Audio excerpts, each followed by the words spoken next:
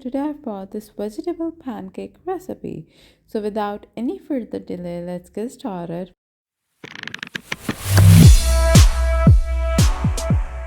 First of all, I have taken one capsicum and I'm going to chop it into smaller pieces. You can just follow the same process like I am doing it, that would be much recommended. First of all, I am going to cut the capsicum into longer slices, and after that we are going to chop it into smaller ones.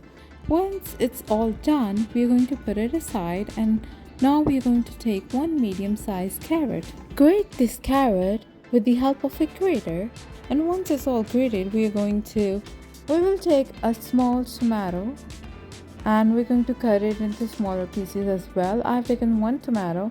I'm going to chop it into smaller pieces, and you can just follow the same process like I'm doing it. And once it's all done, we will be moving towards the next process. After chopping all these pieces, we will move towards the next ingredient. That is boiled potato. I've taken two medium-sized boiled potatoes, and then we're going to grate this one as well.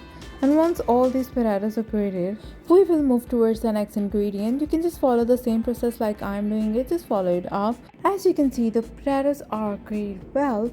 Now we are going to add these grated potatoes in a bowl. With that, I'm going to add grated carrot and some chopped onions, and we will be adding green capsicum, which we have chopped before, and the chopped tomatoes as well.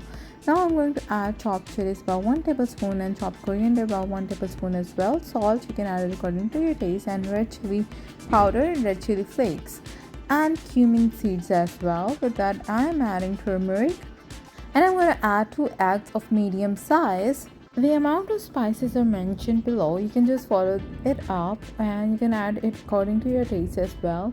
Now mix all these ingredients quite well, and once it's mixed well, then we will be moving towards the next process.